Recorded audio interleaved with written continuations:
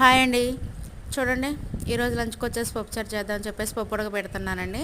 తగినంత చింతపండు అయితే తీసుకున్నానండి, చారు కదా. ఆనియన్స్ కూడా తీసుకున్నానండి. ఆనియన్స్ ఎక్కువ వేస్తే చారు బాగుంటుందండి, అందుకోసం నాకు ఇష్టం అని చెప్పేసి 3 అయితే కట్ చేసి రెడీగా పెట్టుకున్నానండి. అంగో పప్పు అయితే సగం బాయిల్ అయింది అనుకున్నప్పుడు ఉప్పు పసుపు వేసుకున్నానండి. ఫైనల్గా బాగా ఉడికిద్ది కదా, ఇక రుబ్బుకునే ముందు అయితే కారం వేసుకున్నానండి. ఇంకా పప్పు గుత్తి ఉంటుంది కదండి, పప్పు మెదుపుకునేది దాంతో కాకుండా బాగా ఉడికిందని చెప్పేసి గంటతోనే మెదుపుకుంటున్నానండి. ఇక ఫైనల్గా తాలింపు కోసం రెడీ చేసుకుంటున్నానండి.